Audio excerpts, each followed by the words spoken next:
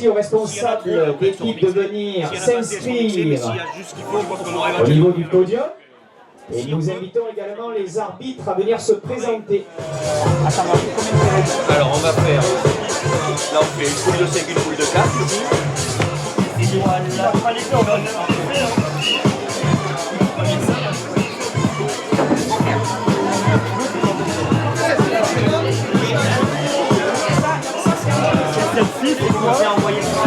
Oui, tu veux nous présenter la journée?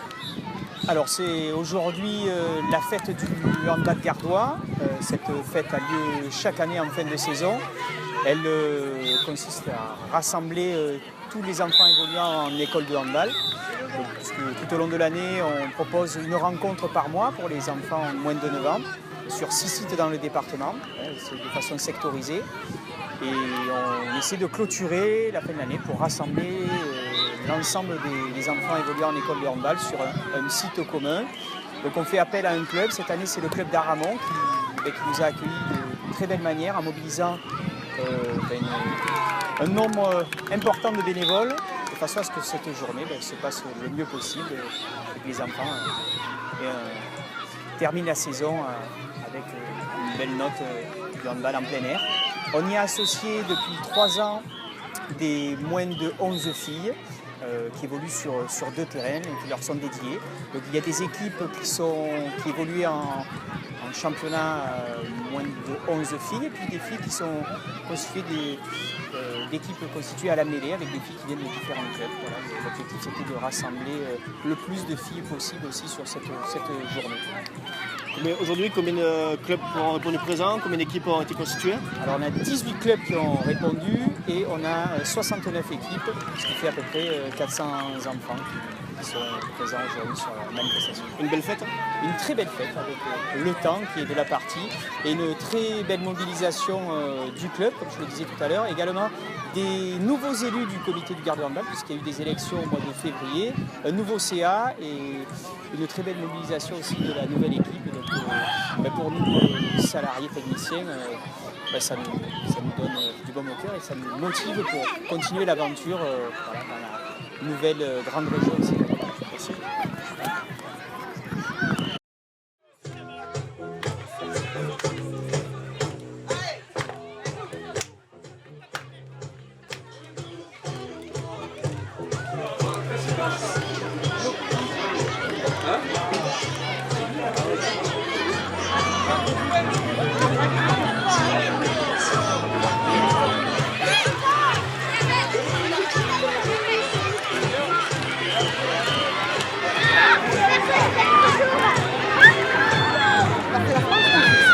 Comment se passe une journée mini-hand côté arbitrage? Une journée mini-hand côté arbitrage, c'est relativement simple.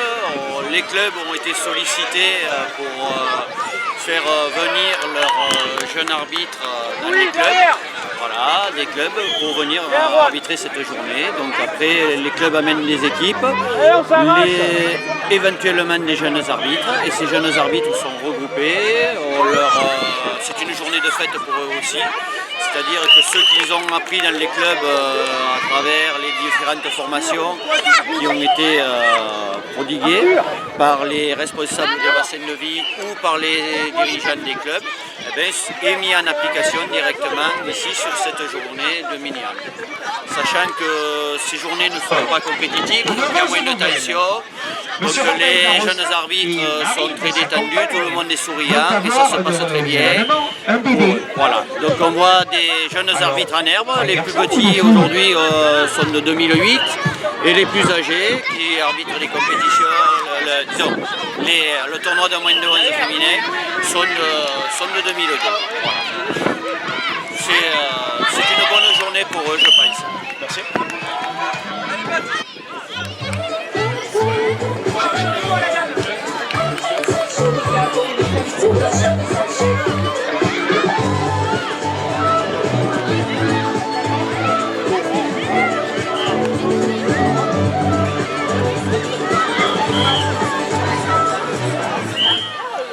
Merci le président de nous accueillir à Ramon aujourd'hui.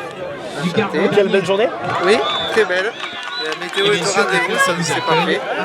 Niveau niveau sportif, comment se passe la journée, comment s'est préparée cette journée?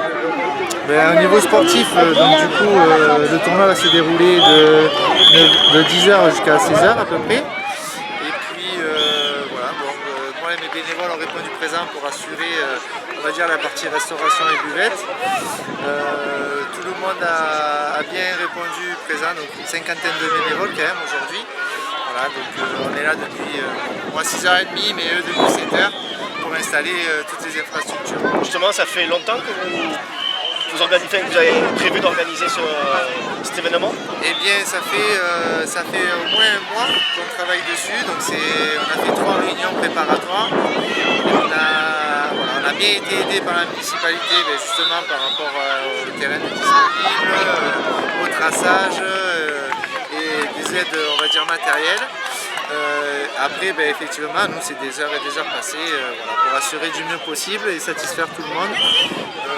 Donc effectivement, 3 grosses réunions, mais au final, j'ai envie de dire que tous mes bénévoles, que ce soit les plus jeunes ou les plus anciens, ont bien répondu présent et du coup ont facilité on va dire, cette organisation. Presque 400 enfants aujourd'hui, c'est une belle réussite.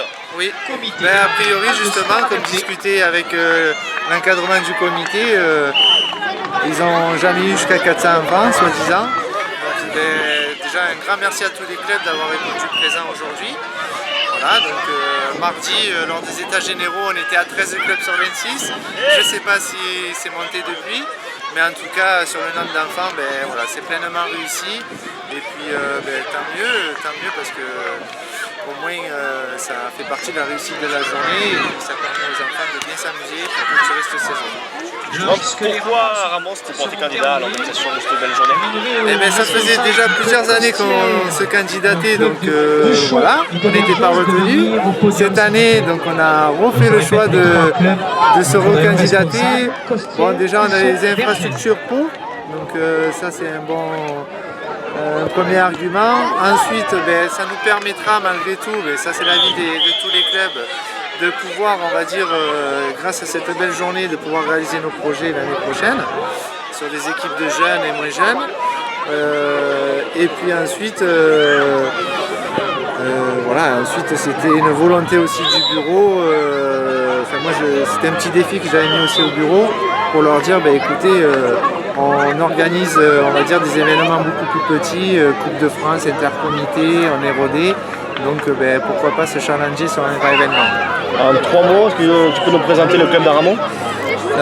Oui, le club d'Aramon, donc c'est on va dire 230 licenciés, 236 il me semble. Et voilà, 230 licenciés, on va dire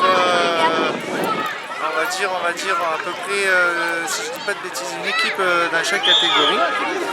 Voilà. Le projet de féminisation qu'on a mis en place, il avance doucement mais sûrement. Et puis après, c'est à peu près une vingtaine de techniciens quand même. Un salarié, une vingtaine de techniciens. Voilà, on est situé à 10 km d'Avignon, une trentaine de bagnoles. Dans le triangle, on va dire Avignon, Bagnoles, Nîmes, donc des gros clubs. Mais voilà, on arrive à exister parce que club familial et parce que je pense avec des gens sensés qui permettent justement de faire vivre ce club comme il se doit.